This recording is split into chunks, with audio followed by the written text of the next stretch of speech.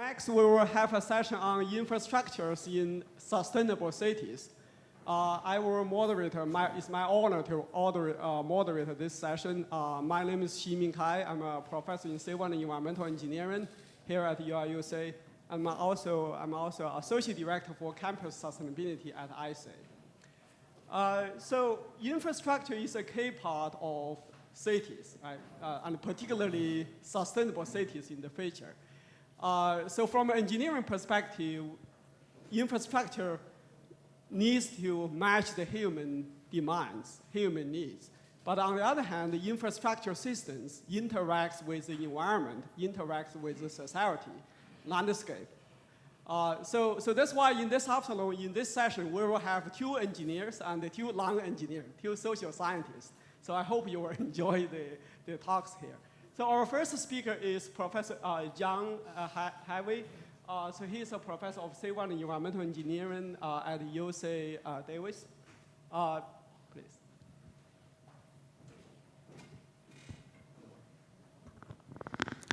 Thank you very much. I realized when I sent the abstract in, I forgot to put the part applications to hardscape. So I'm a pavement guy, so I'm going to be talking about this using the example of hardscape, but we work with our Water Institute, with other infrastructure folks, and I think many of the ideas are applicable to the other systems in the urban areas.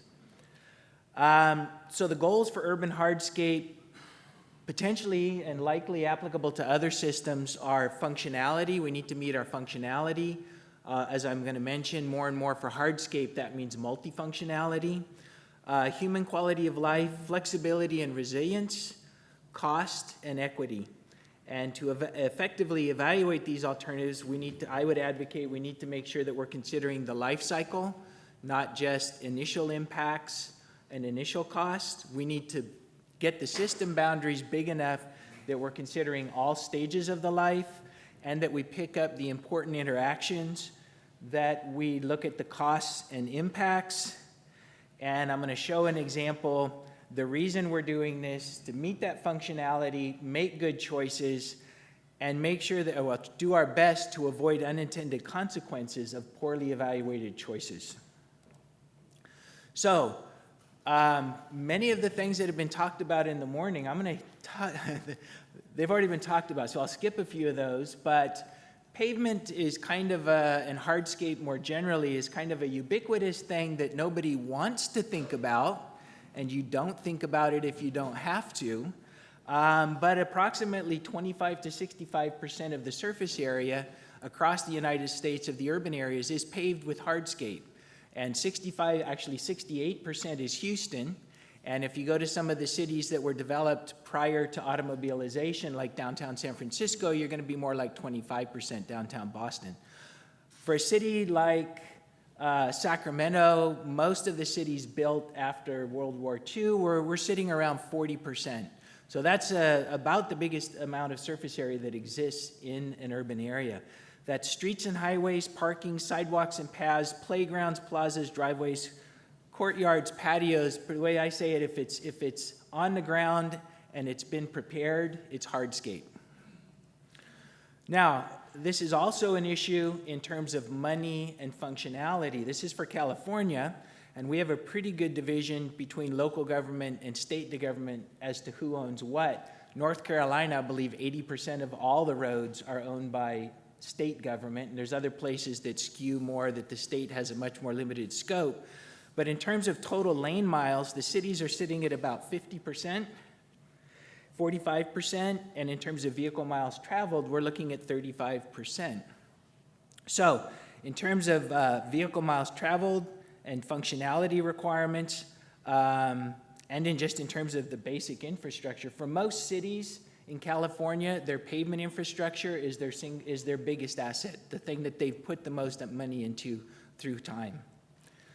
So the approaches that we're working on, that I would advocate to quantify the impacts of choices to analyze, are life cycle cost analysis, which everybody knows, very mature from a state DOT point of view, but my experience, at least in California, seldom explicitly used for transportation infrastructure, particularly for road infrastructure, at the local level, even for many of our biggest cities.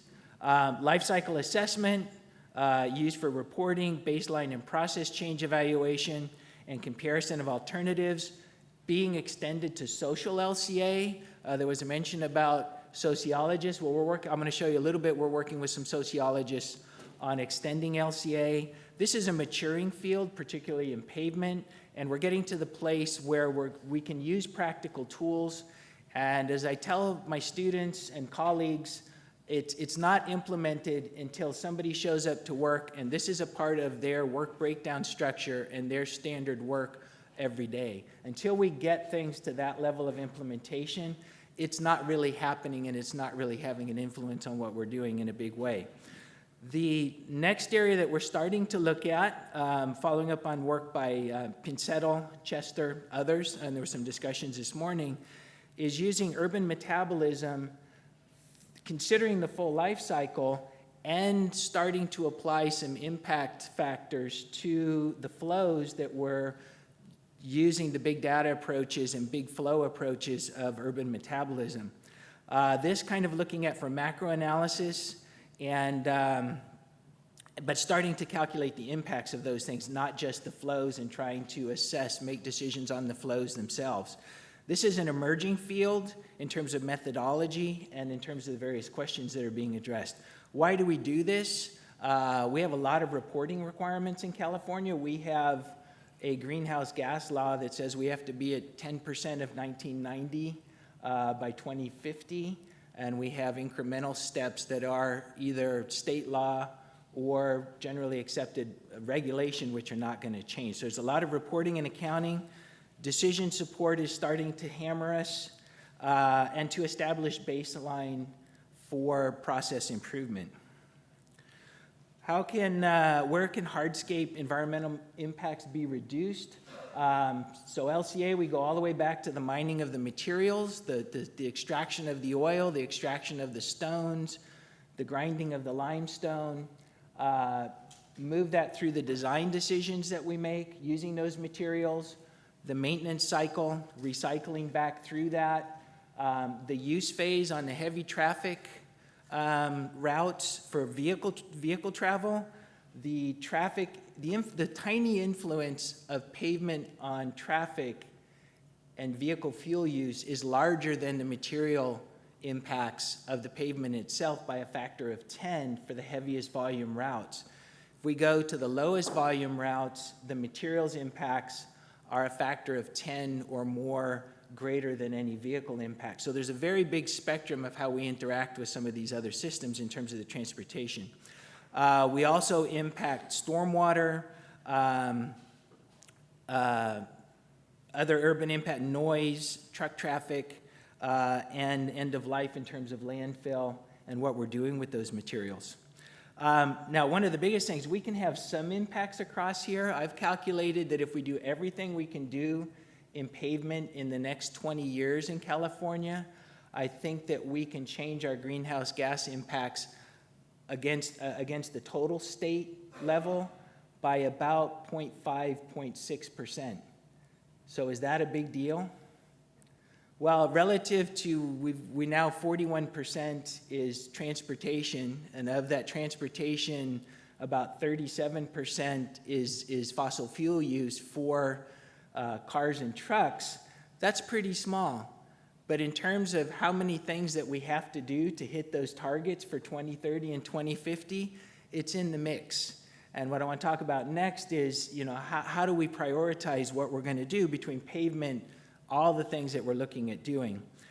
Before we go there, I just want to mention that pavement LCA, in terms of the LCA for civil infrastructure, is actually out ahead of most of the other fields of life cycle assessment for civil infrastructure. And a team that includes folks from the University of Illinois put together a life cycle assessment framework, and this is basically how we translate the ISO requirements into the details of how to do life cycle assessment for hardscape. And tools are now being developed. We're starting to get to that point where we can start inserting tools into standard processes and standard procedures. Somebody's daily job is to do this, use these tools and answer these questions. Where can we use life cycle assessment and life cycle cost analysis? In the project delivery process, well, we have planning decisions, we make network management decisions, we make once we trigger something, we make conceptual design decisions, design, procurement for construction. We've implemented life cycle assessment into the Caltrans pavement management system. So when they look at their 20-year scenario for road maintenance and rehabilitation, we can run the greenhouse gas and air pollution for the materials, the construction, and then the influence of the pavement on the vehicles. We have developed a tool, not so much for the conceptual design level yet, but more for project level design, called LCAP, for project level analysis. This is kind of stuck in the state DOT IT process right now. But you have a tool that UIUC's developed for the Chicago Tollway that's right now being used in standard practice for this. I think for policy decisions and big policy decisions, and a lot of trying to hit our greenhouse gas requirements, is land use decisions in California. I can quote all the AB 375, each of these things I talk about, there's a law. I think that's where the urban metabolism combined with LCA impacts is going to be used. So the idea for all of these is to have web-based integrated tools that are using common data, and as we update data, everything gets updated. So these tools are actually working together. Right now, we know that in the state DOT, for example, there are 8 different tools looking at different system boundaries, many developed by consultants 10 years ago with little documentation. They're producing numbers. Nobody's questioning those numbers yet, but now the days of reckoning are arriving. That tool says this, and that tool says this, and that tool says this, and the governor's office is starting to say, let's see what these tools say together. And this is where the vision is to get these working together. So this shows some of our data, and so much of this is about the data. This shows our data that goes into our network level tool and into our project level tool, and then the different levels at which these are analyzing. You've got to have your basic location reference system, all your traffic data tied in, your asset management, your condition surveys, your materials inventory data, and then the design details. And to really make this work, you've got to be able to call these all up together. And then the next step in the vision is to have the environmental and social impact, well, primarily the environmental impact tools and the cost tools working in an integrated fashion with our design tools so that all of these are operating off of the same data systems. And we're about 2 pieces of this are already operating. We're about 2, 3, 4 years from having this integrated set of tools working. In California, we have lawmakers who are passing a lot of laws, all intended to improve sustainability.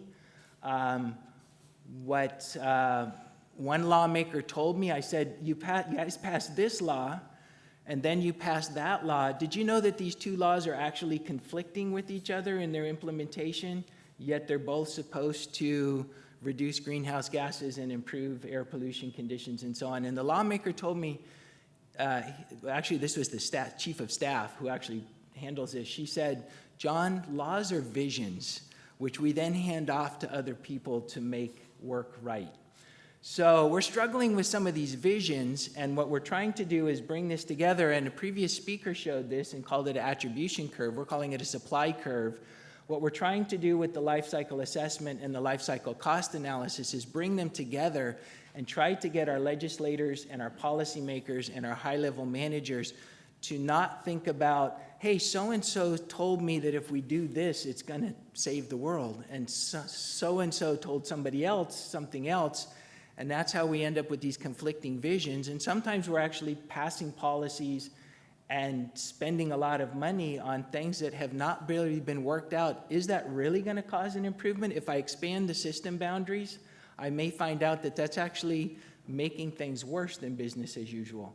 and we're putting a lot of money into it. So the key to this, we're trying to get to a place where we have these tools that any policy, law, regulation, specification, design method at a policy level can similarly be evaluated with these tools and then put on the supply curve so that we can prioritize them and try and get the ones that are, as was shown before, down on the bottom left, which actually increase our economic efficiency as well as move us to the right towards our environmental goal.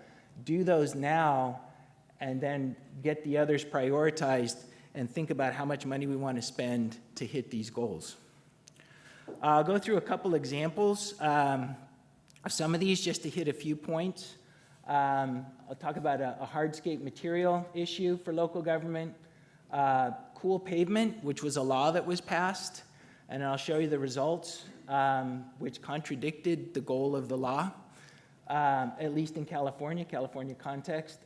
Some work on complete streets and the beginnings of an urban metabolism framework. So one example, and this is an example amongst 10, 15 different things that are being looked at, is we use a lot of concrete in hardscape. And what we found in California for the state government, they use a lot of supplementary cementitious materials, which means materials that don't carry an environmental burden or a low environmental burden, and we use them in a concrete mix to replace Portland cement and get similar functionality. But Portland cement itself, it's the magic ingredient, but it carries a massive environmental burden. So state government is using a lot of this, and by the way, not only does it reduce environmental impact, but it increases the performance and the durability of the concrete.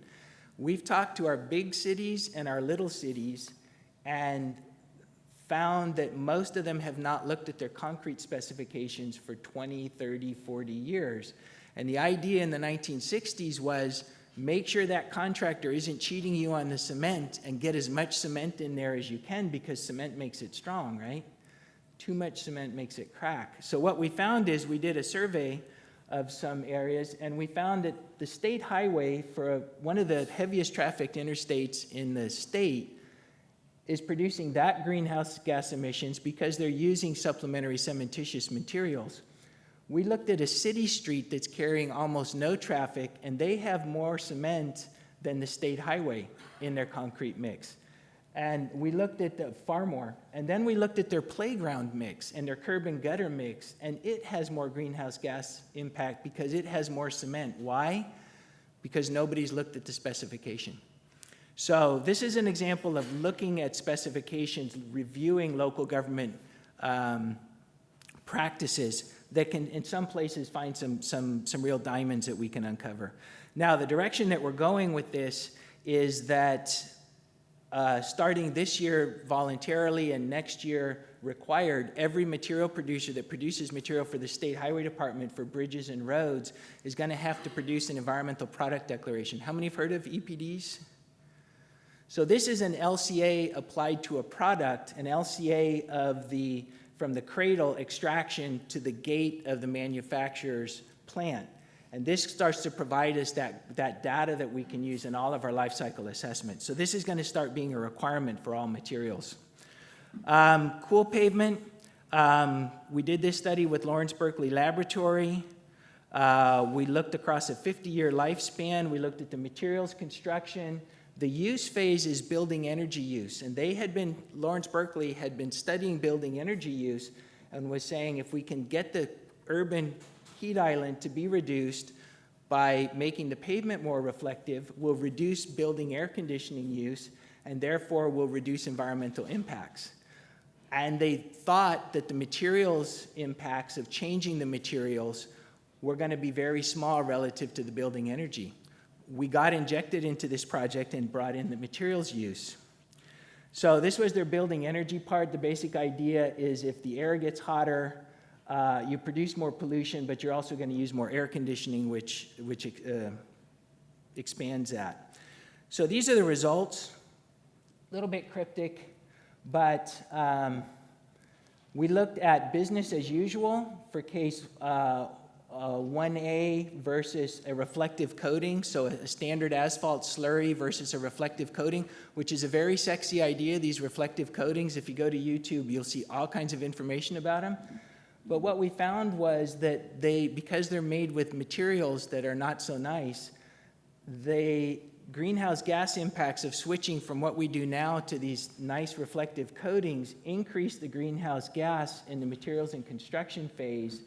And compared to the energy use phase, which is the yellow, so slight decrease in the building energy use, the green is the increase in the materials and construction, order of magnitude bigger than the building energy use. When we looked at switching from asphalt pavement to concrete pavement, which is the second set circled by the yellow, if we use current local government concrete, you can see the slight decrease in energy use, the yellow, and then the green is the increase in the energy use from switching from asphalt to concrete with the current local government concrete. We did sensitivity analysis and found if they go to kind of the cutting edge of concrete technology, then we can actually get a decrease in energy use. And the same thing played out for greenhouse gases. So this law that was passed to reduce greenhouse gases, when we expanded the system boundaries and applied LCA to it, we found that it took us in the wrong direction in a very, very big way. The conclusion that we came from that is we should really be focusing on local heat island and human thermal comfort. And we began some initial research in that area. And I think this is an area where we really need to focus in an urban area. We've been expanding life cycle assessment, looking at complete streets. And a big question, one of the questions that's propounded for complete streets is saves greenhouse gases. So what we've been doing some sensitivity of, you have to use materials to make the complete street. How much VMT do you have to reduce to pay that back? And that's actually a good message. You have to reduce, according to the initial calculations, you have to reduce VMT by maybe 1 to 5%, and you pay back all the reconstruction of that street into a pretty fancy complete street. Now, in California, there's a lot of issues about social equity of where is the money going for the complete streets. And there's a lot of complaint. One of the biggest issues is that it tends to go to the affluent neighborhoods. So we took a set of social and economic indicators from federal highways, and then we chose our neighborhood, and this is a change from general practice, the neighborhood as our unit of analysis. And this is working with our sociologists who said the region is too big and you mask where the monies go, the affluent or the poorer neighborhood, and the individual is not a good unit of analysis to disaggregate. It's the neighborhood that really gets affected by this complete street project. So we looked at these performance indicators and then did an equity test on them. And we found that some of them worked to take the money to the advantaged neighborhood. If we apply one that says the black lines are the complete street, how much connectivity does the complete street add? And if there's nothing to connect to, the disadvantaged neighborhood comes out with a very low score. If I apply that same network to what we call a opportunity destination rich, almost there, I got about 1 minute, destination rich environment, the advantaged neighborhood wins and they get the complete street if we're using this as the metric. So we rewrote these metrics to address this and eliminated some of them because they seem to work the opposite direction. The other thing we looked at is some of the metrics only looked at the after score, and they didn't look at how much you actually changed the neighborhood. So if we started with an advantaged neighborhood that started with a before there, and complete street got them to there, they have a higher score according to how some of these metrics were written.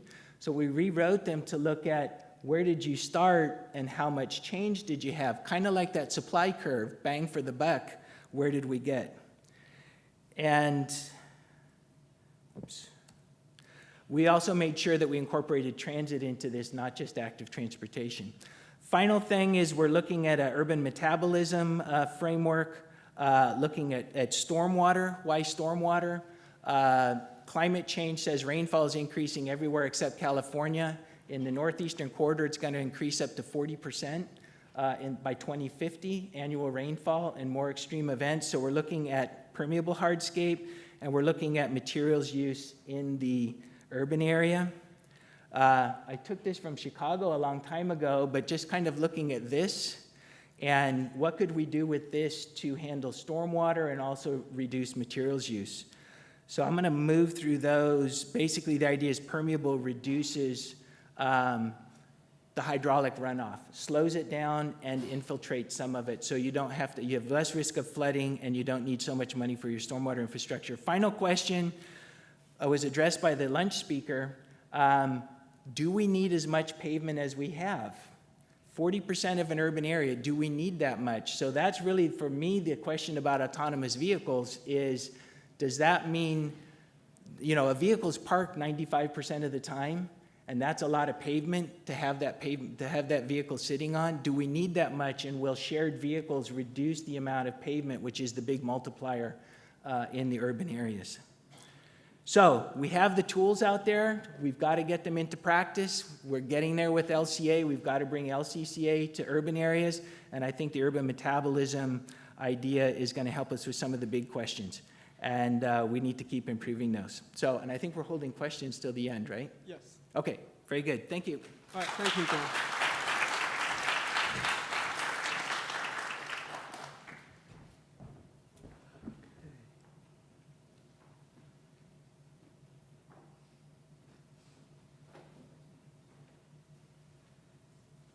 Okay, so we will hold the question to the last. All right, so our next speaker is Professor Julie Cidell. So she's a professor of geography, a social scientist here at UIUC. Okay.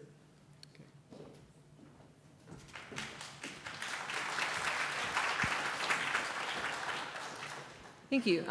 Yeah, so I'm here to provide one of the social science perspectives on infrastructure, which actually connects pretty well in some ways to the previous speaker, more than I would have expected when I heard it was about pavement. But that's actually maybe a little bit of what I'm going to talk about.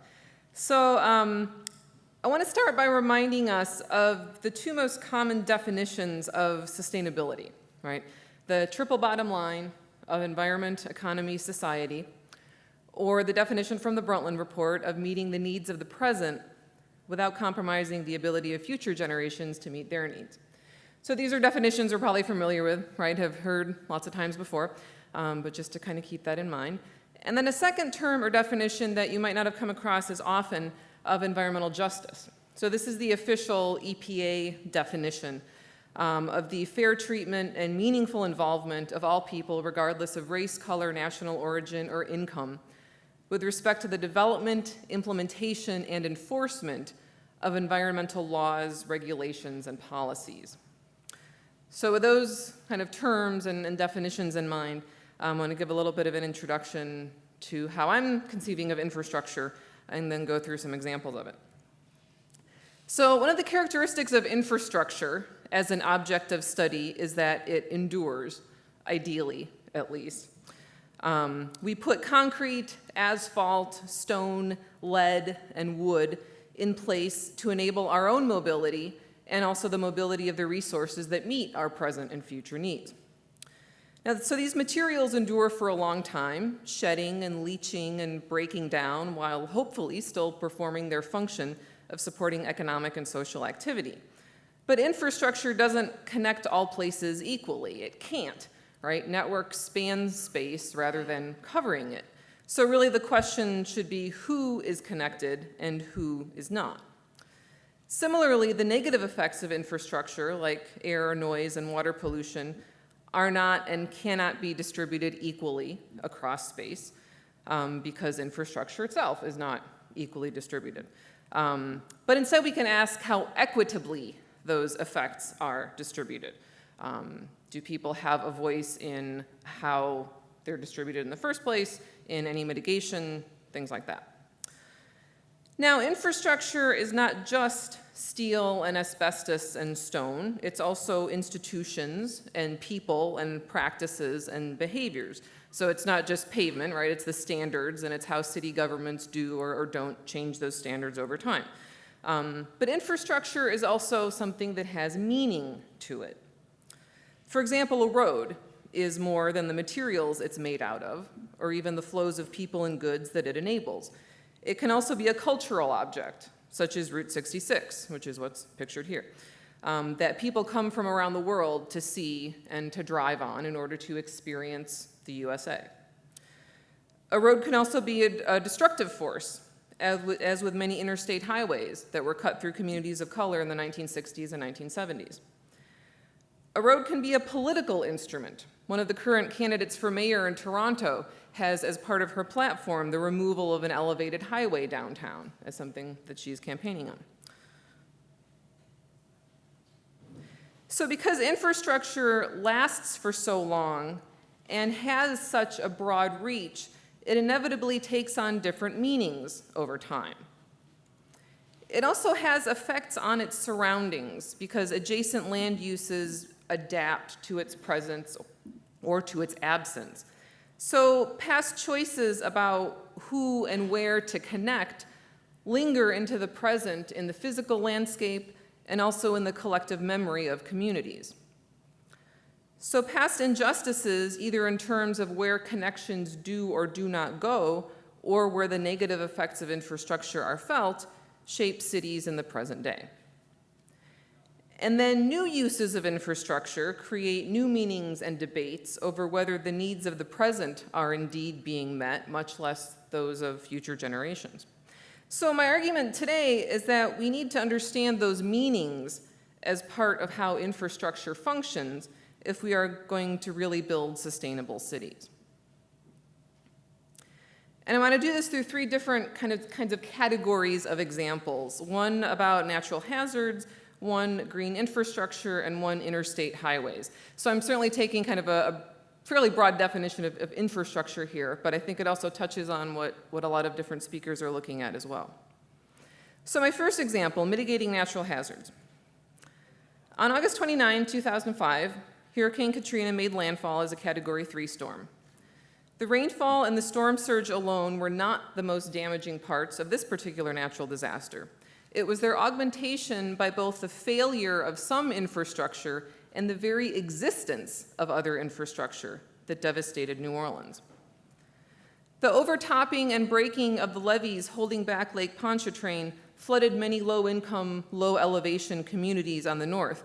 And in New Orleans, as in most other cities, elevation correlates with wealth and thus with vulnerability. A 2007 analysis found that when the levees and floodwalls that were built in the 60s were measured, they used mean sea level as the baseline, when in fact much of New Orleans is below sea level. So the walls were already too short to start with. That's not to mention the 2 feet of subsidence that the city has suffered since the mid-20th century from the oil and gas drilling that is basically shrinking all of southern Louisiana. There's also the Mississippi River Gulf Outlet, MRGO, or Mr. Go, as it's locally known, which was established in 1965 as a shortcut for ships to avoid the last 100 miles or so of the Mississippi as it winds back and forth. So in this image, it's heading off kind of northeast from the city and then bends around and goes to the southeast. It's a 76-mile channel that goes from the Port of New Orleans to the Gulf of Mexico. The straight line of the canal, combined with the particular path the hurricane took, funneled the storm surge off the coast, down that canal, and into the lower Ninth Ward, one of those very dark areas pictured here where they had over 10 feet of flooding. The canal increased the intensity of that surge by about 20% over what it would have been otherwise, and leading to the breaching of levees in many of these neighborhoods. Before Mr. Go, this was a wetland area that would have absorbed a lot of that storm surge, meaning that its very existence worsened the flooding in kind of 2 ways that built on each other. So levees and flood walls need to embody trust if people are going to continue to live near them. And as more and more cities think about walls to keep back rising sea levels or storm surges, this will be even more important. And New Orleans shows, not just through Hurricane Katrina, but the post-Harvey flooding in 2017, which, while not as bad as Houston, was still quite noticeable, is an example of how this trust has been lost. So the New Orleans Sewerage and Water Board, which again is as much a part of the infrastructure of the city as the concrete and earth of the levees, failed to communicate problems such as power losses and maintenance failures that worsened the effect of the storm. They claimed it was the sheer volume of rain that was causing flooding, not the fact that their own equipment was not functioning properly, making the public less likely to believe them in the future, right? At the federal scale, the Army Corps of Engineers, who built Mr. Go in the first place, has rated every section of levee in New Orleans as minimally acceptable at the moment.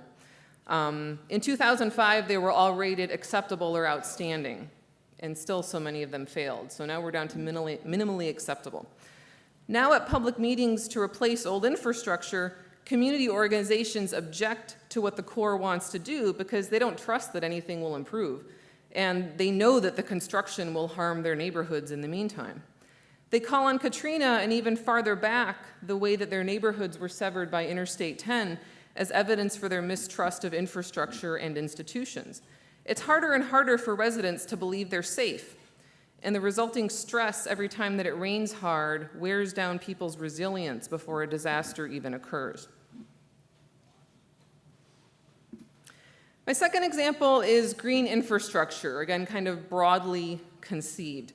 So the ecological and health benefits of green infrastructure have been well documented by researchers, including those here on this campus, and including, we'll hear from them throughout the day, today and tomorrow. Proximity to green space, the use of green roofs, as in this one in Chicago, or cool roofs, and bioswales or rain gardens have positive effects both locally and regionally, reducing urban heat, capturing runoff, and providing a positive view. By thinking of infrastructure not just as something to move the rain away as quickly as possible, proponents have demonstrated other benefits to residents and city dwellers aimed at that environment, economic, social triangle. Other researchers are developing ways to incorporate social vulnerability into these calculations of where green infrastructure should go in order to maximize these benefits for the people who need them the most.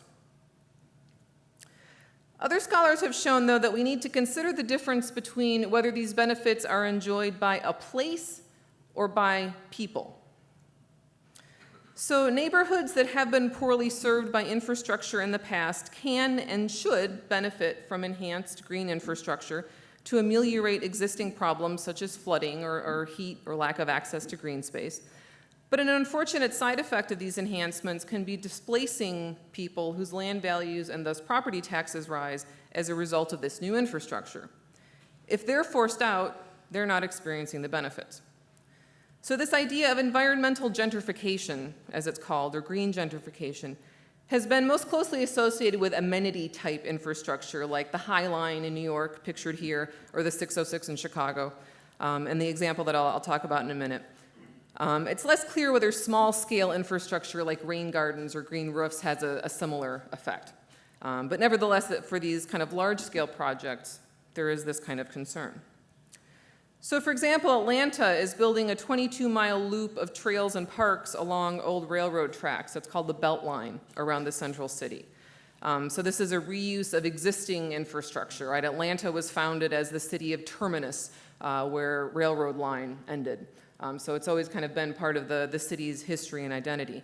So this is a reuse of existing infrastructure, taking it from something unattractive and maybe even dangerous to something enjoyable and healthy. It started in 2011. It's projected to be finished by 2030. So again, the project broke ground in 2011, and by 2012, housing values had already begun to rise alongside the trail. By 2015, they were up to between 18 and 27% compared to houses elsewhere in the area. Atlanta's property tax structure means that a house that's worth $100,000, as many were along these central city neighborhoods, that experiences a 25% increase in house value will double their property tax bill. So, and renters will also pay higher rents as property tax is absorbed. So people who had lived alongside the abandoned railroad for many years suddenly were experiencing this rapid growth in their cost of living, sometimes before the trail was even finished. Even though some provisions were made to maintain some affordable housing, they fell short of their goal by about half. So when a 28-unit affordable development went up along the trail, it generated a waiting list of 1,600. More typically, the new studio apartments that go up along the Beltline cost as much as an average two-bedroom apartment across Atlanta. And this actually led to the resignation from the board of the individual whose idea the Beltline had been in the first place. It actually came out of his PhD dissertation at Georgia Tech. And so when the affordable housing that was supposed to be part of the project didn't happen, he decided he didn't want to be part of the board. So mechanisms such as property tax increase caps or doing better at meeting affordable housing goals are the kinds of things that are needed to fill in this gap. But it's really a conundrum that designers and social scientists and policymakers have to work on to understand how to provide these benefits to communities as part of achieving environmental justice, while ensuring that the people who need them are the same ones that receive those benefits. My last example, or kind of category of example, transportation infrastructure. So the Eisenhower Interstate Highway System, which was started in 1956, you may or may not know, was never technically finished. There's still a few missing links that never came about due to community opposition. So some of that opposition, as in the few missing miles of Interstate 710 in Pasadena, pictured here, is very well funded and very well off. There's a long history of low-income communities and communities of color fighting interstate projects, sometimes successfully, sometimes not so successfully. And so these communities then live with the heritage of it being made easier for white commuters to move to the suburbs and pull up the drawbridge behind them, but still get to the city. The concrete and asphalt that remain in inner city areas long ago severed the communities there, but the traffic with its noise and particulate matter remains, and so does the meaning of that highway. And then new meanings might be added on top of that. So starting in 2015, a series of protests in the US have taken place on interstate and other limited access highways. Organizations such as Black Lives Matter have taken to the roads to protest not just police brutality, but the ways in which their mobility is restricted by racially biased traffic enforcement. The first of these protests took place in St. Louis. Mike Brown was shot by police on August 10, 2014, on a street in suburban St. Louis after a struggle with a police officer. 1 month later, 35 protesters were arrested at an expressway on-ramp for trying to get onto Interstate 70 and block the highway. On the 1-year anniversary of his death, protesters were successful in their attempt, and that's what's pictured here. For about 20 minutes, 4 lanes of traffic were blocked in each direction with people and barricades.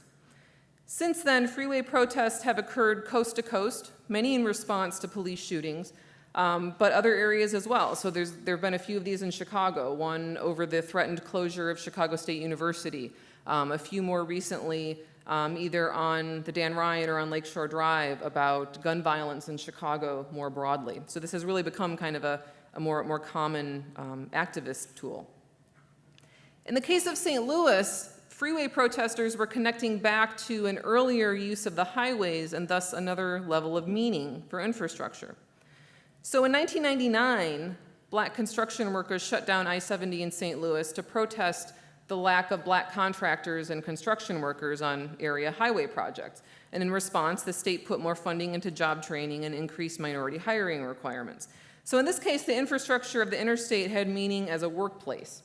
And it was the inequity in access to that workplace that inspired the blockage in 1999.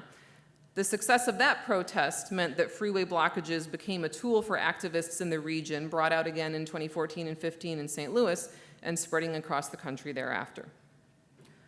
One of those places was in Minneapolis-St. Paul, where Philando Castile was shot by police after informing them that he was legally carrying a gun. Protesters blocked I-94 through St. Paul, telling the media that they chose that site not only because of its high visibility, but because the Rondo neighborhood around it had been split in half when the interstate was built in the 1960s. So forcing passersby to pay attention to them and their cause rather than simply driving through, as they had done for decades, was the reason why they chose the site for protests that they did. The infrastructure already represented injustice to the community. So why not use that infrastructure to protest current injustice as well?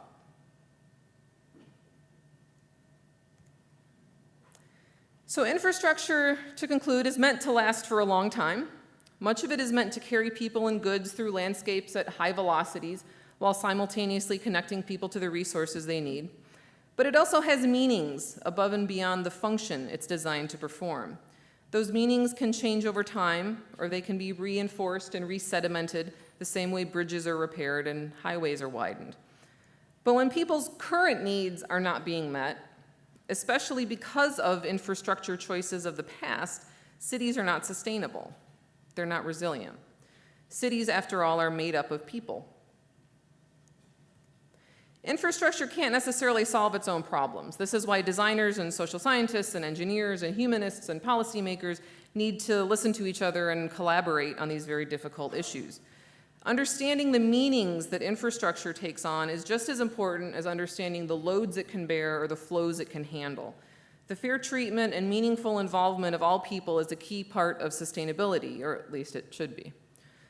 And prioritizing environmental justice almost automatically leads to cities where current and future needs are being met for all people in economic, environmental, and social terms. Thank you.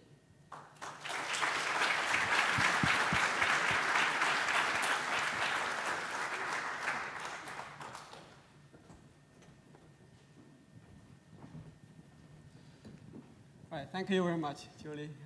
So now we have our third speaker. Yeah, do that, please.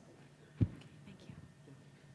All right, so we just heard about the stories from social scientists about infrastructure. So now we have our third speaker, Professor Mary Pat McGuire. I'm sure my pronunciation That's fine, is right. McGuire, yeah. Okay, so she's going to talk about landscape as infrastructure.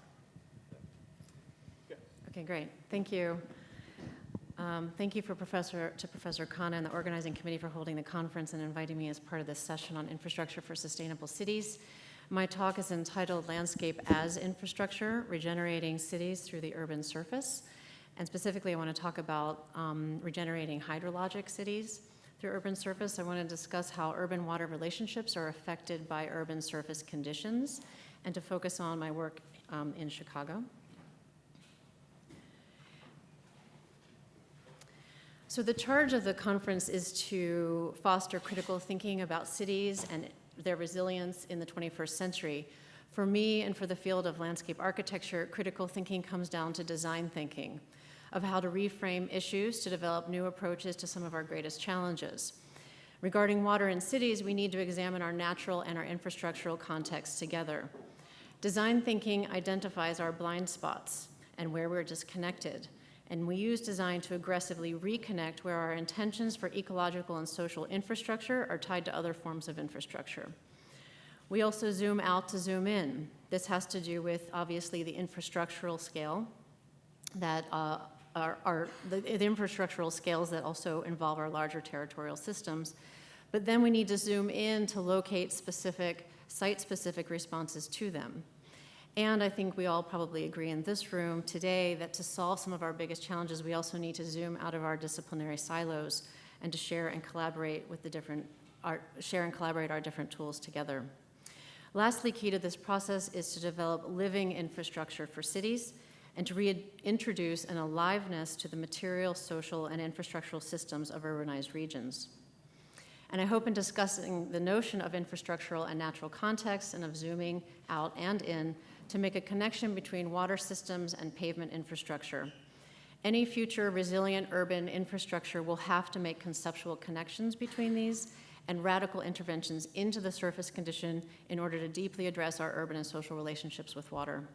We should not allow the urban surface to continue to be a negative pathway for the impacts to our regional water systems, not to mention the kind of immediate issues of urban heat island and other damaging effects. A little background on the concept of landscape as infrastructure that we work with in landscape architecture. There's well over 100 years of thinking on this, and there are different manifestations and within different contexts where this takes place in different cities over time. The Olmsted Plan for the Emerald Necklace in Boston is often cited as an early urban ecological infrastructure for water. Many think of this park system, this project, as a park system in Boston, and it is, but the origins and the intentions of its design was to solve major sewer and stormwater issues in the city, beginning with restoring wetlands near the outlet at the river in the Back Bay, and of designing the upstream river for flooding and water treatment. The whole project was in a way, was a way to improve human health and well-being in the city, but it was also designed to create what we today call ecosystem services, plumbing for the city in the form of green stormwater infrastructure or landscape as infrastructure. Such approaches are rooted in understanding water's relationship with land. So here juxtaposed is the U.S. Army Corps design drawing of the Mississippi River on the right called Project Design Flood, against one of Harold Fisk's famous mappings of the historic flows of the Mississippi River on left, capturing the spatial and temporal histories of the river. Landscape as infrastructure acknowledges water as a spatial temporal flow with a life of its own that design needs to accommodate. Landscape as infrastructure destabilizes ideas about control of water and its representation through lines. Today in landscape, we call this a rain-to-rain approach. We invest attention in where water falls, and we investigate how we can design along that pathway, integrated into the landscape at small increments and across multiple spatial scales. This kind of thinking today is not about restoring remnant hydrologic landscapes as in the Emerald Necklace, because most of these have already been built over or altered in some heavy way. Today we're talking about retrofitting cities for rainwater through a spatialization of green rainwater infrastructure tied to an already existing constructed fabric. This is an image here of from Philadelphia's Blue Waters Plan. From green roofs to green streets, infrastructure is developed in the form of landscape on every surface.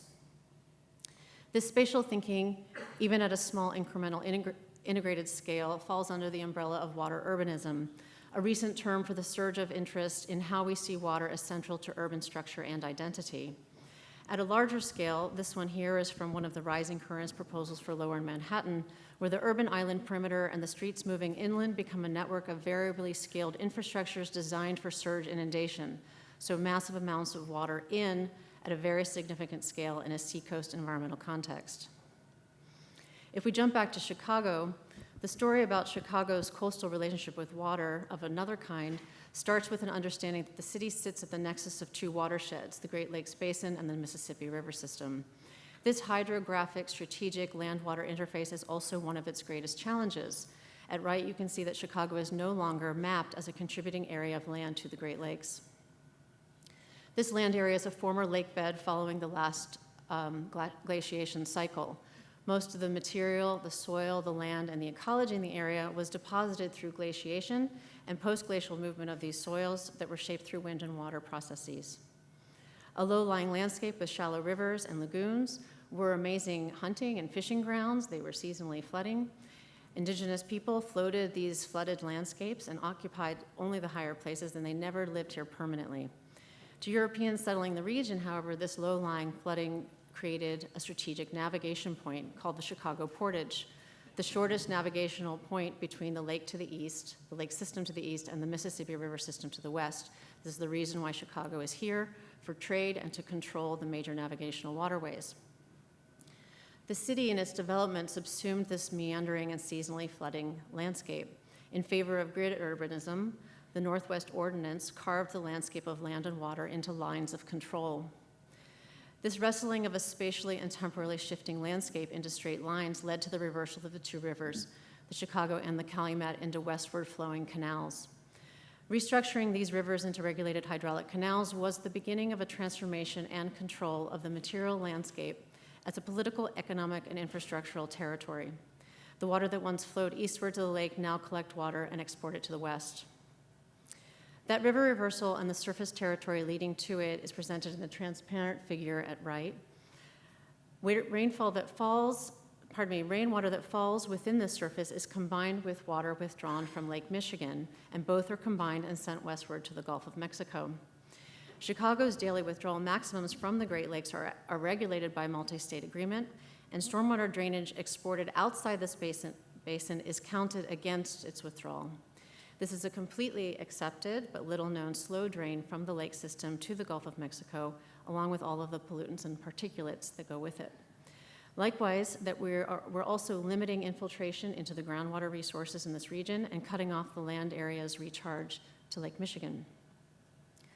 The regional water flows are driven by a system of points and lines in the underground landscape that drain and receive water from a street grid of this 99.5% combined sewer system. Rainwater collection flows into the red interceptor pipes that are led to the treatment plants in red. When the treatment system is over capacity, triggered by a 2/3 inch rainfall, the tunnel and reservoir system kicks in. The 35-foot diameter overflow tunnels located an average of 200 feet below ground serve as temporary holding tanks, and when those fill up, they overflow to the reservoirs. This is a massive system. For scale comparison, the Thornton Reservoir, located at the southern part of this map, fits neatly into the downtown loop. This is a system of water engineering that is largely hidden from view. It's a spatial territory underground that carries that water from the surface. Really, it's a kind of sewer shed without watershed thinking built into it. What's critical to understand of a large combined system like this is the needless drainage of rainwater into that system. The place of rain's first encounter is the surface of the city. And for Chicago, a network of connected imperviousness, the surfaces drain the city into that underground world. There were other statistics cited this morning. I'll say that approximately 30% of impervious surface of urban land is materially composed of asphalt and concrete. This is the case for Chicago. When you add the buildings in, we have upwards to 80% impervious surfaces. 1 inch of rain creates 1 billion gallons of runoff from Chicago. And those surfaces tend to look like this. These are not unfamiliar sights to anyone in the room. And truly, in some cases, we live in some parts of the city with wall-to-wall carpets of imperviousness. This is a huge opportunity for redesign, for retrofitting cities, and to rethink the surface itself as the headwaters to the urban, regional, and continental water of Lake Michigan and the Mississippi River. Asphalt, as we know it, is a 19th century technology, but it still prevails in the surfacing of cities. For all the talk about 21st century technology and smart cities, we're living with a dumb technology that dominates the ground plane today. The consequences are not only continental, they are local. Rain builds up at the surface in the cities, such as in the lower left, and an unjust proportion of streets and basements in the west and the south side neighborhoods flood. On the right is an image of the $100 million Riverwalk that was opened 1 week prior to one of these river overflows. As we're investing in riverfront projects, we also need to address the urban tributaries to those rivers, which are the parking lots and the streets and the curbs and the inlets that lead to the combined sewer overflow. In addition to the Mississippi and Gulf of Mexico effects, shown here is an overflow at the original outlet of the Chicago River, where the U.S. Army Corps and the MWRD, Metropolitan Water Reclamation District, who co-operate this infrastructure, open the locks to release untreated wastewater from the Chicago River through the loop to Lake Michigan. Essentially, the river is reversing itself. Tens of billions of gallons are released in these events because we have simply too much rainwater converging through the system. So for me, when I landed in this city 8 years ago, water became the element through which to understand Chicago. But I want to challenge us to rethink our infrastructural relationship with water away from a problem of control, separation, and isolation toward one of re-engagement. I've argued that a closer reading of the natural history of the region is very important to its future. Patterns of post-glaciation coastal topography and the geologic soils of the region reintroduce a material logic as a relational system and a relational aesthetic for a relationship with water. So here are some images that I've taken from both the air and on the ground of the Dune Ridge swale landscape of the southern coast of Lake Michigan. And this early fieldwork inspired me to look more carefully at the geologic record, examining the USGS surveys of the turn of the last century, so this one on the left from 1902, and spending some time in the Geologic Records Unit here at the university. We can see there are a variety of soil types and layers that exist in the area, and they speak to a very rich and diverse matrix of coastal dunes and lakebed soils within the area of the city.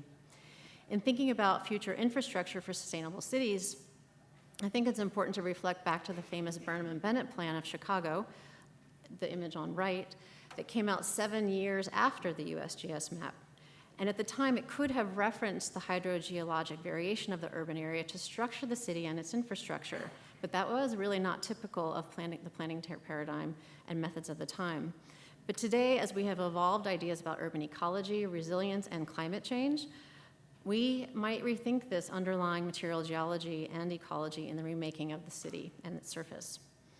So initially, I undertook some preliminary correlation studies among the surface impervious condition and subsurface material soils in the area, along with looking at the prevalence of flooding through topographic wetness index, topographic relief data, and use these correlations and the resulting dot density matrices to create an argument for the first set of site selection areas where design interventions and actions would be most effective, effectively a depaving project.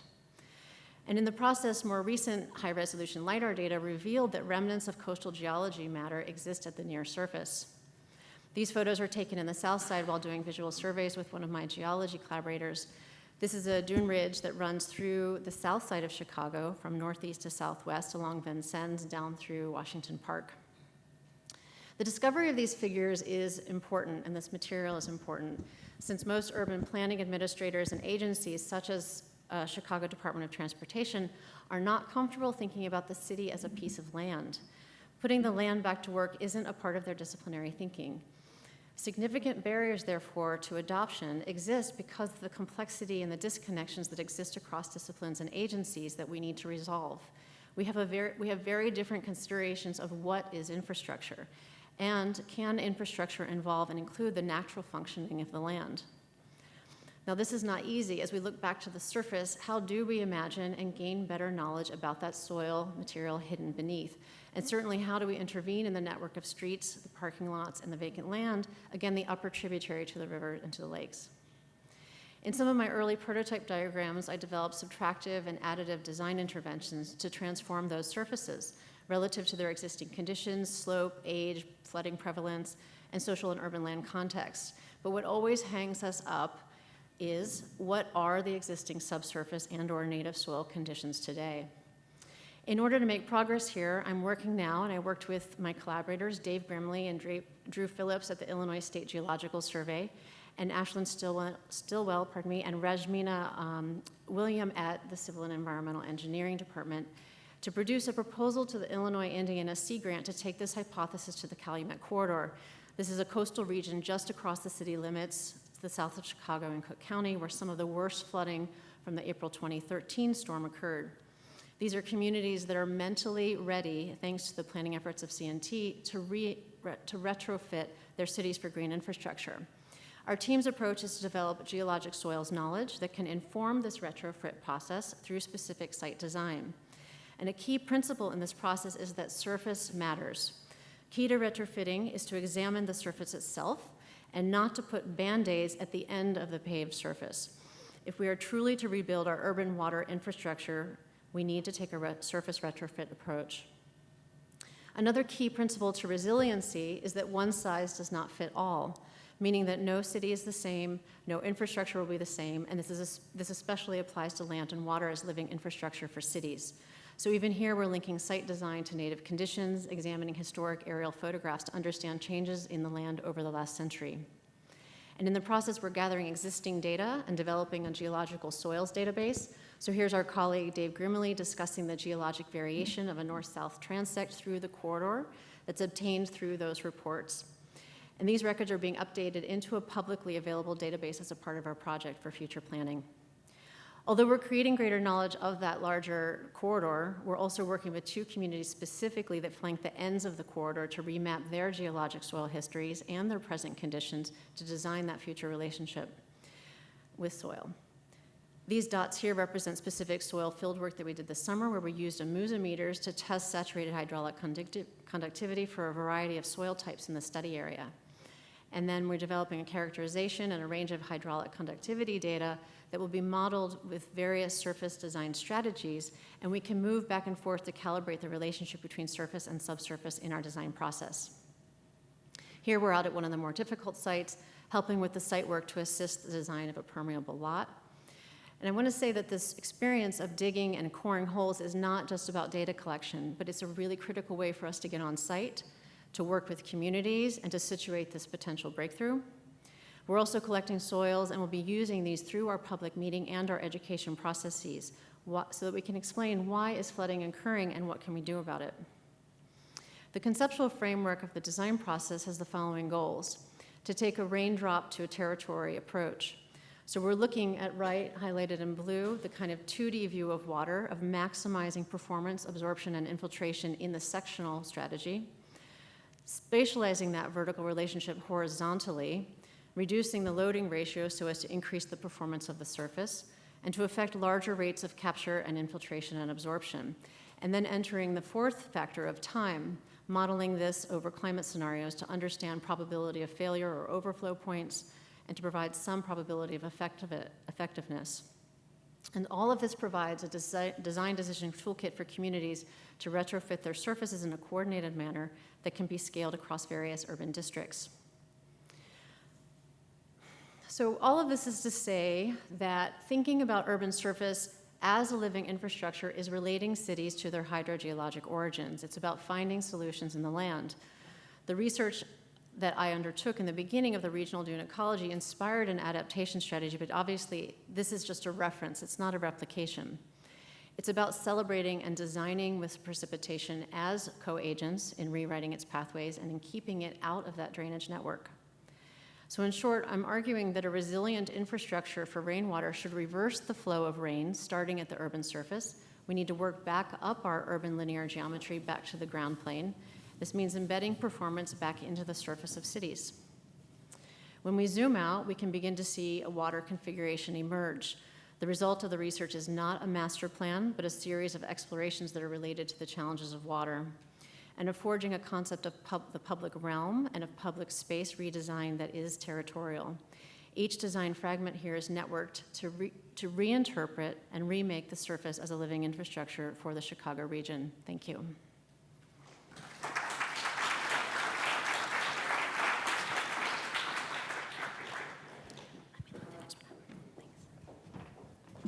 Thank you very much, Mary Pat. It's a wonderful talk. All right. So,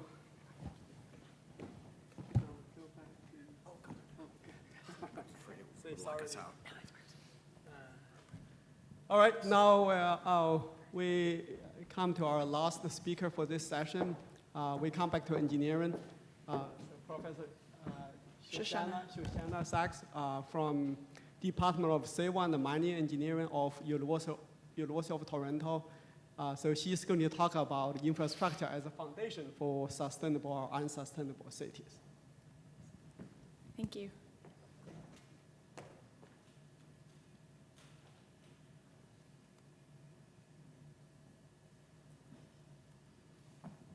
Okay, thank you very much.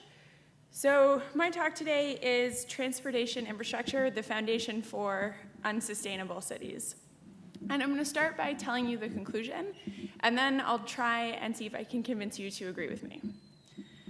So my conclusion is that transportation infrastructure is the skeletal structure of our society. If we can't figure out how to design sustainable transportation infrastructure, the whole rest of sustainable cities isn't going to work. And throughout this talk, I'm going to be using greenhouse gas emissions as a proxy for sustainability. That's by no means perfect, but bear with me, and if you want to argue with me about it being a bad proxy, I look forward to talking to you either during the question period or later. So first off, why care so much about transportation? At a global scale, transportation is a major driver of greenhouse gas emissions and other sustainability issues, but by no means the largest. So on this slide, you can see that at a global scale, we've got 14% of global greenhouse gas emissions coming from transportation. But that's talking only about what's happening in the tailpipe.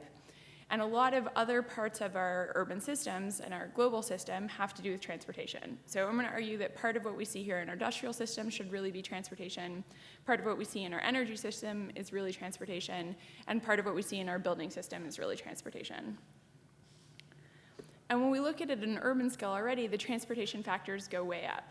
So in Toronto, where I'm from, transportation accounts for between 34 and 40% of overall greenhouse gas emissions, depending on where you cut the boundaries of the city. And I quickly looked up what it is here in Urbana, and after commercial energy, which is a disproportionately large amount of overall greenhouse gas emissions in Urbana, we have transportation energy at about 22%. And I think John Harvey said earlier today that in California, they're looking at about 40%. And so we want to get these numbers down. One of the first things that we'd start talking about is how do people choose to move? So this is the most common way to talk about transportation. This is where the conversation always begins. And we make decisions about how we're going to move based on what's available to us. If you want to go to school and there's a subway station near your house and a subway station near your school, you're quite likely to go by subway. If there's no option for public transit and there isn't good infrastructure available for walking, then you're going to have to go by car. So the infrastructure underlies our basic choice. If there are options available, we get to make one of them, and then if we could both drive and take the subway, then we start to make choices about what's convenient, what's cultural, what did we do yesterday. But if that choice isn't there in the first place, then we're often left with the car being the only option. And if people can make choices, and if we can get them to move from a more polluting form of transportation energy to a less polluting form, like going from driving to taking public transit, we see major wins in terms of how much energy and how much emissions are associated with that trip. And so here are some numbers for a couple sample cities. In Toronto, where I'm from, where we have very clean energy, almost all of it is renewable or nuclear, anything running off electricity tends to win. And our cars aren't that good, and our electricity is really good, so if you can switch from combustion engines to electricity, you're getting a good environmental win. But in the long run, these numbers are going to go way down. Our electricity is already pretty much decarbonized, and cars are getting both better in terms of combustion engines. Our engines are getting more efficient, and we're increasingly moving car travel to electricity. So if we're comparing transportation just based on the energy used to move people, we're setting ourselves up for making decisions in the future where, looking at that one very narrow decision framework, we're going to say, well, it doesn't matter if you're in a private vehicle powered by electricity or if you're in a public vehicle carrying lots of people that's powered by electricity, because they're both zero emission at the tailpipe. And I think that that's not enough of a story. Those boundaries aren't big enough for making these types of important decisions. So when we step back a bit, one of the first things that we have to wrestle with is induced demand. So transportation not only gives people the choice on how they're going to make their trip, it also incentivizes people to make the trip at all or not.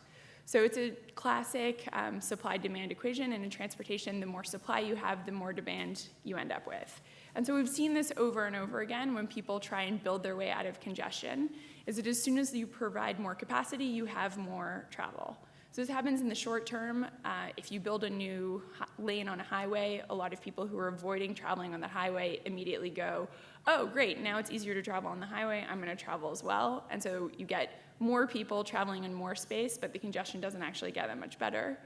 And then it also happens over the long run as people make lifestyle decisions around knowing that they can travel on that highway. And then so the induced demand, which happens immediately, tends to get worse over time. But it also works for ways that are more sustainable. You can also induce demand onto bikes. I love this cartoon because it shows the power of transportation infrastructure to get people to change modes. So a classic thing people say in bike advocacy is you can't tell whether or not you need a bridge by how many people are swimming. And it's the same thing about bike infrastructure. You can't tell whether or not people will use it by how many people are already biking. So you can induce demand onto bike infrastructure, you can induce demand onto public transit infrastructure, but you can also induce demand to driving, and that's not just from expanding lanes. So if we go back, it's any policy. So anything that increases the capacity of the road, autonomous vehicles, something that gets people off the roads like public transit, unless we simultaneously increase the price of driving in some way, we can induce people to do more driving and more polluting modes of transport. Okay, so now we've talked a little bit about mobility and how providing infrastructure influences people's choices over mobility and also influences how much they travel in the first place. But there are lots of other aspects to the overall sustainability of our transportation infrastructure. And so the next one I'm going to talk about is how much materials we consume. So transportation infrastructure itself consumes a huge amount of material. In many countries, the civil infrastructure accounts for between 40 and 50% of the overall material weight, and a lot of that is going into transportation infrastructure. So in the US, there's about 4 million miles of roads, and each of those are made up of materials that have environmental impacts. So concrete, some steel, a lot of asphalt, a lot of aggregate, influence the overall environmental impact, and the more infrastructure we build, the higher the environmental impact. This is true also for other types of transportation infrastructure. So if we want to build metro lines, which require a lot more infrastructure per kilometer or per mile than a road does, we also have to contend with how much material has to go into that system. And then it's not just building it in the first place. A lot of people who've done life cycle assessment work on this topic look at, okay, so how much materials do we use in the first place? What is the long-term impact of that?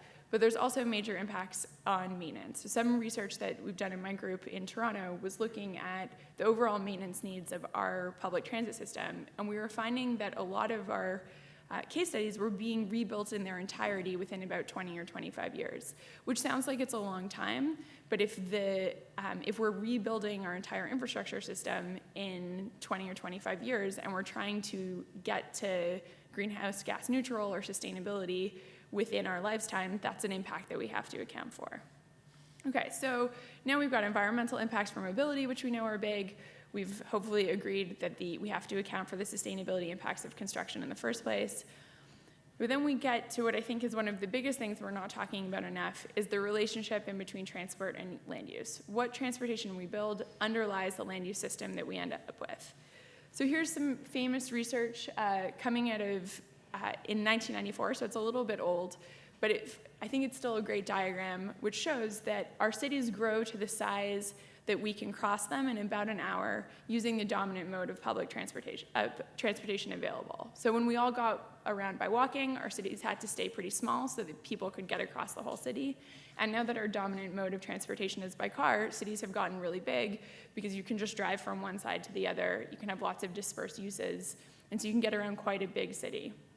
And then also the other graph shows the cycle between transportation and land use and value. So once you build transportation infrastructure in place, you activate that land, it becomes very appetizing for development.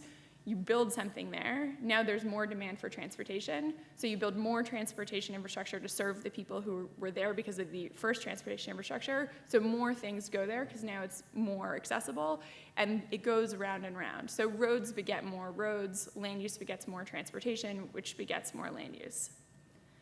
And the impacts of this from an environmental outcome perspective are really serious. People who live in places more on the periphery that tend to be less dense use more of everything per person. They travel farther per person, which requires more energy per person. They tend to have bigger homes, which they fill with more stuff, which require more heating. And so the environmental impacts of the transportation infrastructure that let us build the outside goes all the way through to our at-home consumption system. And these impacts last for a really long time. Both of these are two examples of recent research that's come out about the long-term impact of transportation infrastructure and transportation policy. So one of the first ones from the Netherlands looked at transportation policy over a number of decades and found that policies were having impacts on land use that were echoing well past the life of the policy. So the decisions we're making now, we're going to have to deal with the infrastructure that leaves us with for a really long time. And as we all know, we're going to have to deal with the infrastructure decisions we've been making for the last 50 and 60 years, which are inherently unsustainable. We're going to have to be dealing with those for a really long time. We can't change those, but we can change the decisions we're going to make next. And then the other article went even farther. They looked at the impact of Roman roads on current land use and prosperity in Europe and found that there was a really strong correlation. So still in Europe, a lot of the land use is dictated by where the Romans put roads. So we've got mobility, we've got construction, we've got land use, it all lasts a really long time. But transportation infrastructure also determines where we put all the other infrastructure. So we put our sewers, we put our electricity, all of that goes in the transportation infrastructure, our communications tools. So the whole functioning of society is getting built into our choices about what infrastructure to build and where to build it. And then finally, from a sustainability perspective, there's land use change, and forestry. So this is an impact that we see talked about at the global scale, but we don't tend to talk about it that much at the urban scale. But it's really important. This is looking at the impact to the environment of how our overall land use is changing. So when we turn farmland into a city, or when we turn a forest into farmland, there are serious environmental implications of that. We see it a lot in greenhouse gas emissions, but there are also ecosystem services impacts. If we're making less food, or we have fewer trees to clean the air, or if we're displacing important species because we're changing their land use, that's important. So here are two pictures of the overall land take of this city over about 30 years. And okay, this city was maybe not the best example, but I'm here, so I used it. And you can see that the size of the city is growing. This is happening all over North America. Cities are getting bigger and bigger. And as we invest more and more in automobile and private public transportation, it's facilitating increasing growth of the city, which are taking up more and more land, which are having increasingly negative land use change, and forestry impacts. So where does this bring us? And my argument, back to the beginning, when we're making decisions about transportation, infrastructure, and where to build what, how to deal with the infrastructure that we already have, we have to take into account the whole structure of society that is laying on top of them. So we have to take into account the construction impacts, we have to take into account the choices people are going to be making about their travel, not just travel that they would have done anyway, but travel which we're incentivizing them to do by the infrastructure we provide. We have to take into account the land use system, and we have to take into account what it means for the natural world when we build new infrastructure. This makes the whole decision about transportation a much, much bigger question than how we normally deal with it. But some examples of where this leads us to making different kinds of choices can be seen in my work and in other people's. And when you start looking at not just the greenhouse gas impact or the short-term environmental impact of a project, but then it becomes a question of, okay, how long does it take for this to start returning some positive benefit? So this is a case study I did in Toronto looking at the Shepherd subway. And at the first, you get this big buildup of emissions from construction. When you're first building infrastructure, it's all environmental cost, it's all sustainability cost. But then you start getting a return on investment as people change their travel behavior and people change their land use behavior. So I started with the most optimistic slide from my assessment, and I found in this case that it paid back within about 9 years of opening. And so whether or not we think that is a fast payback, I leave it to people to decide. In financial payback, that would be considered pretty slow. This subway was at the periphery in a pretty low-used area, so other subways could have potential to pay back faster, but it's this particular case study. But when we look at a less optimistic approach, accounting for the potential of induced demand and taking a lower bound to the land use, it looks like the subway may never have paid back, and that's a pretty reasonable outcome. So when people hear about this work of mine, they always think, oh, does she hate subways? She doesn't want us to build subways, we should just build buses and cars everywhere. And I think that's a misunderstanding of the point I'm trying to make, which is not that we shouldn't build subways. We should build the right type of infrastructure in the place where it is demanded, taking into account the potential for travel behavior, land use change, and all of the other impacts it has on the system. And just so you think, I don't hate subways and we should just build roads, this is the potential payback curve of a road. It has the original impact from construction, then it has all of the mobility choice, and then all over time it has the negative land use that it incentivizes. And so whereas a subway may struggle to get back to zero, and we have to make sure we put in place the right policies, we make the right construction, we have the right land use planning, a road was just setting us up for lots of travel, lots of consumption, lots of sprawl. Okay. And so what does this mean going forward? We're talking about now, we regularly talk about a fundamental change in our transportation system. We talk a lot about autonomous cars, we talk a lot about electric vehicles, there's a lot of excitement in the air. People say, we're definitely going here, this is definitely what's gonna happen, and it's gonna save us. This is where sustainability is going to come. And I think that we have to be a little bit careful about that argument because of all of the things I talked about today. Even if we could get our cars down to zero emissions, the mobility question is just the tip of the iceberg. We really have to deal with all of the other ways our transportation infrastructure is iterating through our society. And just relying on the cars themselves to be better by no means solves this problem. So there's this famous figure, which many people in transportation will have seen a lot, about how much space it takes to move people by different modes. Has anyone in the room seen this before?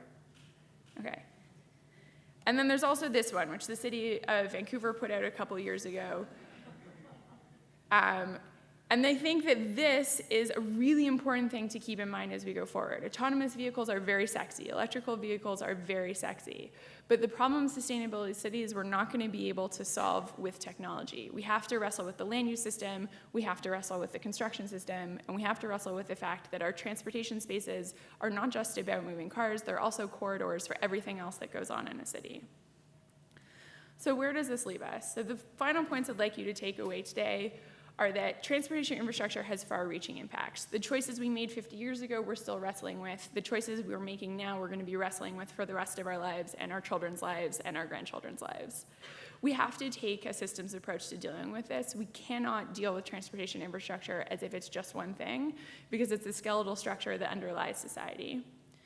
You cannot assess transportation impacts at the tailpipe. The tailpipe is likely to get cleaned up, either by combustion engines being better or us moving increasingly to electricity. What comes out of our mobile cars, our mobile buses, is already getting a lot better and is going to continue to get better. And in the long run, when you're talking about transportation infrastructure, especially in a city, really what you're talking about is land use. So what system of land use are we incentivizing with our transportation? And we cannot answer those questions separately. So where we have a transportation planning department and a land use planning department, where we have planners and transportation planners, we have to all do this all at the same time, because fundamentally this is the question we're talking about when we talk about with transportation, and this will be increasingly true as we move to other forms of mobility. Okay, so thank you very much.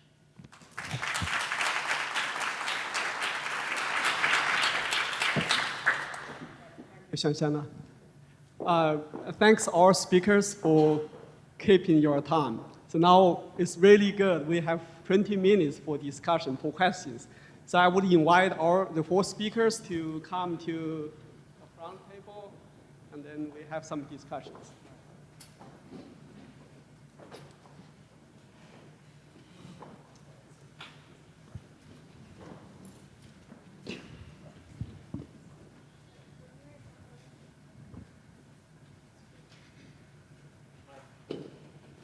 All right, so from these 4 excellent talks, we can say infrastructures are complex things.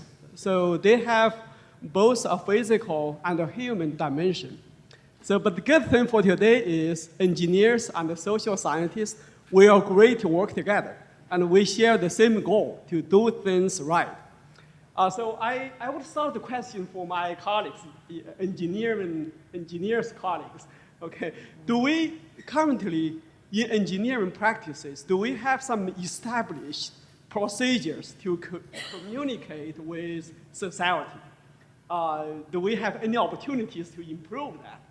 So especially in our current practice, do we contact social scientists or community leaders in the beginning of our planning or design, or we just ask them after we finish our projects? We ask them to do some post-evaluations. So I would like to invite our 2 engineers to comment on that.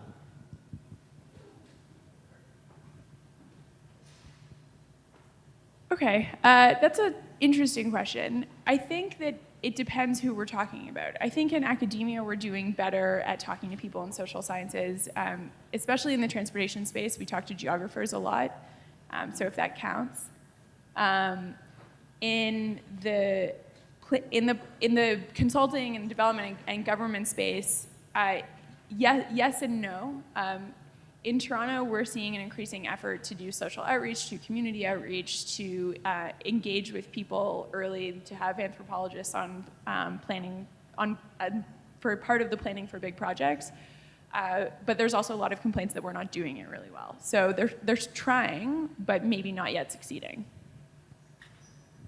So continuing with that exact theme, what got us in, so trying but not really succeeding. I think I put the project development process up there, and I think it's very siloed in places. And these folks deal with it here, and these folks deal with it here, and these folks deal with it here, but they're not kind of dealing with it together always necessarily.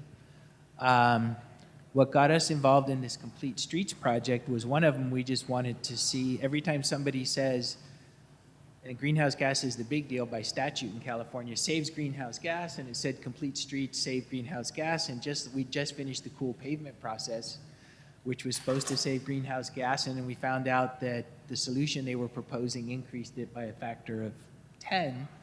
We said, well, what about the materials in the complete street? And we found actually that's not too bad.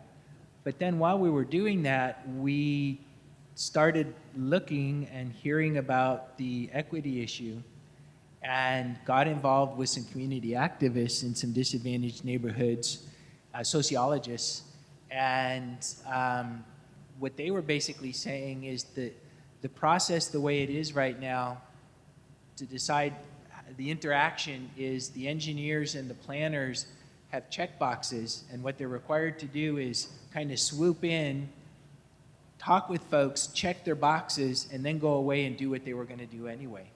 And so it's not even benign. It was actually losing the trust of those communities. Engineers and planners come down, take up a whole lot of time, and there's all this hoopla and these community meetings and blah, blah, blah. The box gets checked in the process, and then they don't get the benefit, or it's not built. They're not really listening. So that's why we got into this, and kind of where I'm an engineer, I want to quantify those things, and that's where we kind of, maybe that's the nexus, is we're trying to work with the sociologists we had big discussions. We want them to start to try and tell us, what do you want us to measure and quantify in there? We're not so comfortable with that, and we were less comfortable with, it's about placemaking, John, and culture, and how we change the culture. So I think that's kind of the nexus there, and I think we're not doing well, though, but we're trying.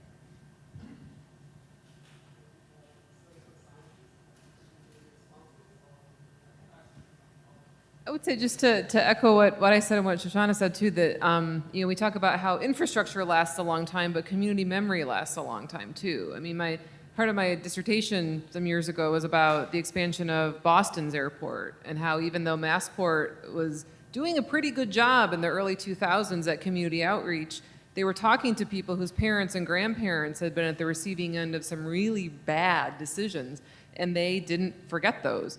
And so trying to rebuild that generations later, it's not just what's happened in the last couple of years, it's often a much longer process. So the concrete lasts, but so does the history.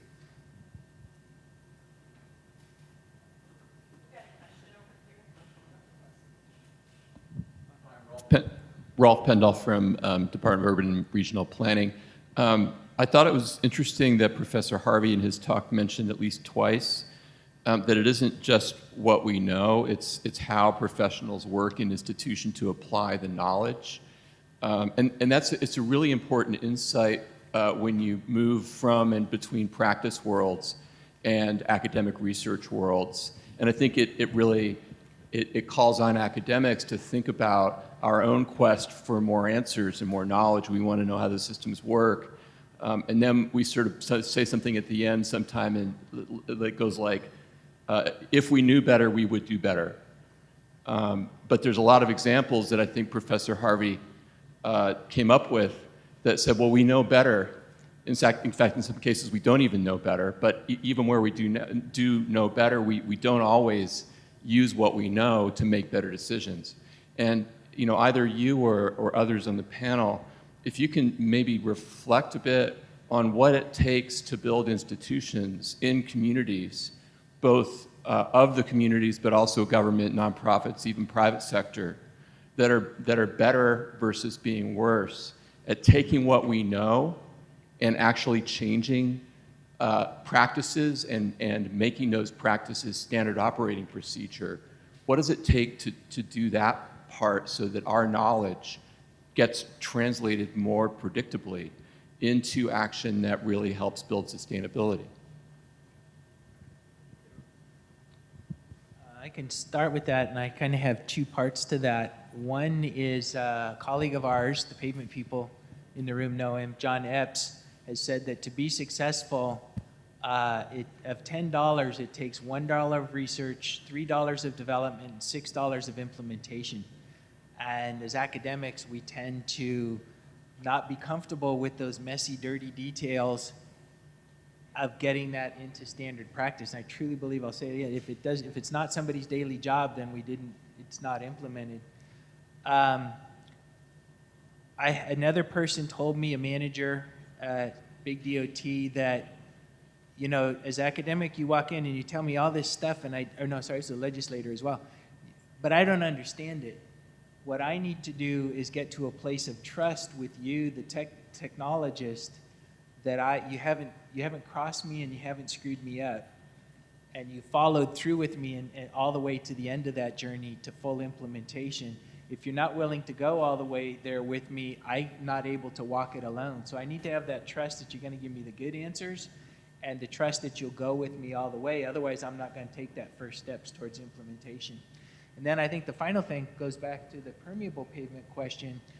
As engineers, we thought we solved the big problem was, how do you put heavy loads on permeable pavements? And we did all this research for 8 years, and then we looked at practice and we did a survey, and we found that 50% of the people were still afraid of it. And so we had a big workshop in the fall in California, and we brought together what I thought was 2 tribes to try and do some intertribal communication. I thought I was dealing with water people and pavement people, and I brought them together, and I found out we actually had 3 tribes. We had pavement people who cared about the transportation functionality and responded to certain things. I had stormwater quality people who were totally regulation driven and don't trust the pavement person to fix the pavement when it's not meeting the stormwater regulation. And then the third hidden tribe was the flood control people, who are not the stormwater people, and they have a totally different set of priorities and no money, and it's kind of not connected. So we've just put out a roadmap, but I think walking the entire journey, building the trust relationships, and that goes for that complete street thing, community thing, and then that cross-disciplinary, really bringing the folks together. And permeable pavements aren't moving in California because nobody trusts the other person to respect their responsibilities and requirements. And the question is, who's paying for it, the permeable pavement, when it needs fixing or unclogging, and who's responsible for doing it? Nobody trusts anybody.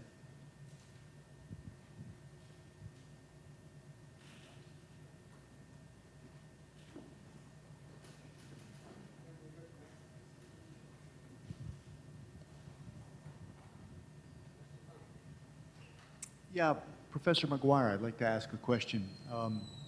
Fantastic presentation. I like the language of ecology. I'm an ecologist by training, so got my interest right away.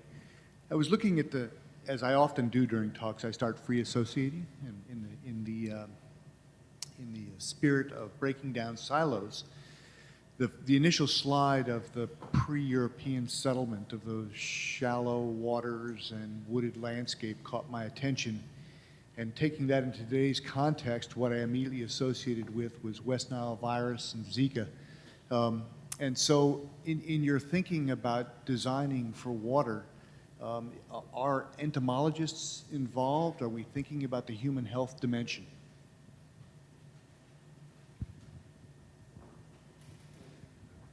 Well, I suppose I'm supposed to say yes. I mean, clearly there's a lot of controversy about water in cities. People don't associate bodies of water in cities, although we do have bodies of water in cities. They happen to be in parks. They happen to be, in places that we think of as landscape, and we don't oftentimes think about standing water as an okay, kind of thing in other parts of the city. We think the puddles are a bad thing. I happen to think puddles are a great thing. Those things do actually evaporate eventually, but I'm delighted when I see a clogged inlet, for example, or a broken curb or whatever.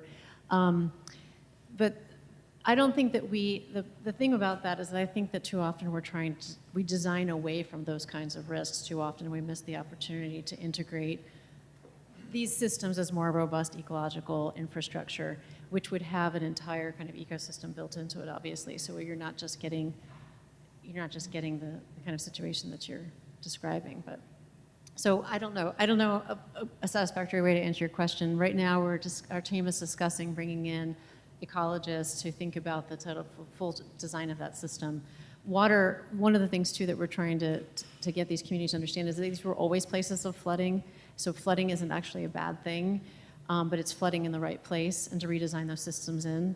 And I assume, yeah, you're going to get lots of critters kind kind of existing in those landscapes. These are always problems. We always talk about this too in terms of like asthma increases or like pollen increases if you start reforesting a city, that people are now going to be subject to the pollen. I mean, I think we have a bit of a conundrum to kind of untangle there. So firstly, thank you to all 4 speakers for the great presentation. My question is specifically to Professor Harvey, but I think the other speakers can also add.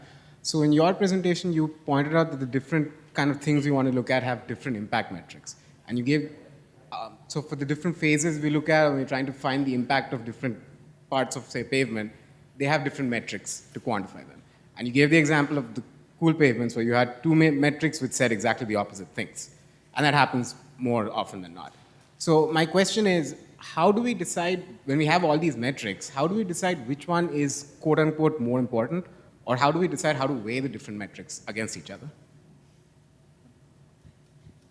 So, and I don't remember which ones contradicted each other in the cool. Oh, okay. So those were with the same metric in that case. It was just 2 parts of the system. And I just thought I need to put a caveat on that. If we were doing the same thing in Illinois or Tennessee or Texas where they burn a lot of coal, the results would have been a lot different. We have a pretty clean electrical grid.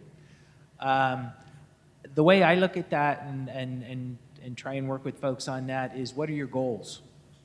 And so I would always start with, what are your goals? You know, you might have 27 indicators. Which are your most important ones that you want to improve? Which are the ones that are showstoppers that you don't want to go backwards on? And that should focus.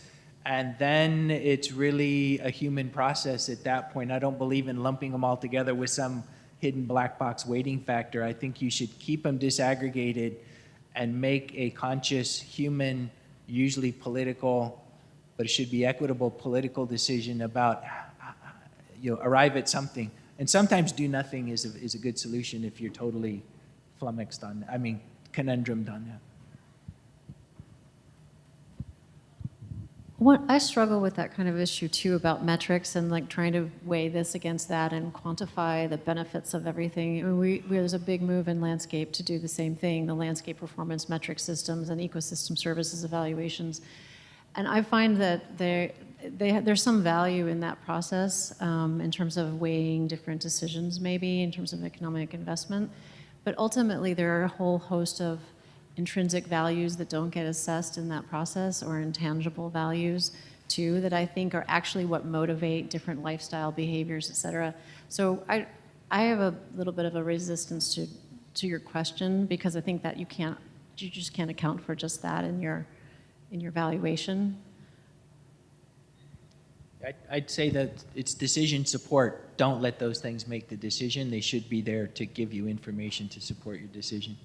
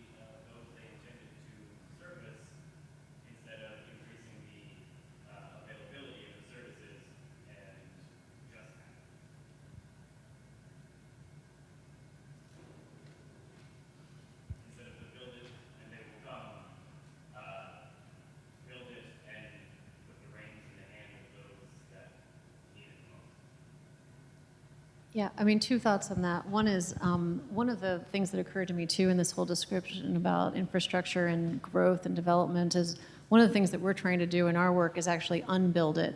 We're trying to think about unmaking in order to re-envision or remake another type of future. that's actually tricky business on its own because we're trying to uninfrastructure ourselves in a way. And because those infrastructures have created so much destruction for those communities.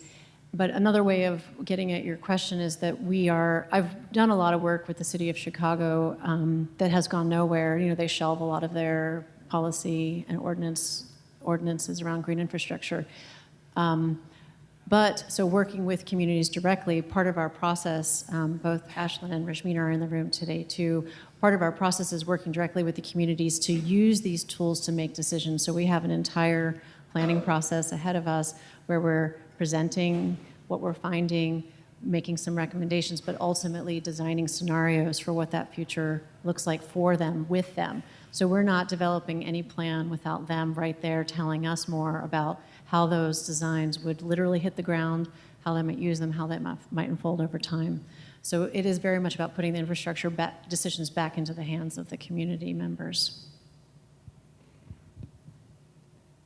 So for the scale of infrastructure that I work on, which is generally mega infrastructure in the hundreds of millions or billions of dollars, it's a real problem is who is the community? So if you're building a new large piece of infrastructure that's going to be transformative at the city scale, so like an entire new subway line, who gets to have a say, right? If it's just the people who are right beside the station, in some communities we call that NIMBYism, and in some communities we call that listening to the community. But it's both problematic that we would think it's problematic to think of a large piece of infrastructure that's for the entire city as being the territory of any small group of people. And so yes, we have to be very careful with people that we have disenfranchised in the past and not to just trample over the needs of local communities. But we also have to be able to build societal scale communities, even though there could be some negative externalities at the local scale. So I guess my answer to your question is that I don't work to empower that because I'm working towards a space where we can do civic good as a community as opposed to talk about, well, what does this do for me or how does it hurt me? Because the question that I want to think of is how does this work for us?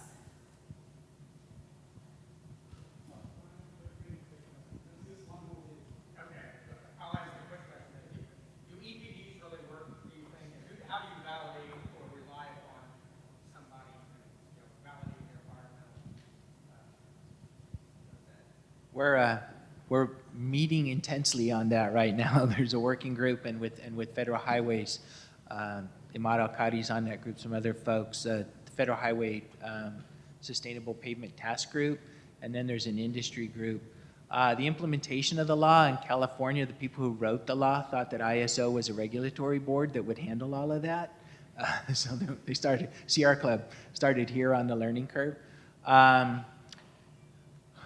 We think we're gonna, so the idea of ISO is that the marketplace determines the credibility of the critical reviewers for the LCA. It gets a little weak at times. What we're thinking about is potentially, basically we need government to step in as it has in Europe and be the arbitrator for these things, not the judge, but the arbitrator. Federal government is not stepping in, although some agencies are moving in that direction. So we're trying to encourage at the state and local level that we set up credentials for critical reviewers. So that's kind of the direction that we're going. But it's not perfect, but I think it's a massive, huge step that gets every materials producer all the way up the supply chain to the additive that's 0.1%, thinking about it and involved in the process.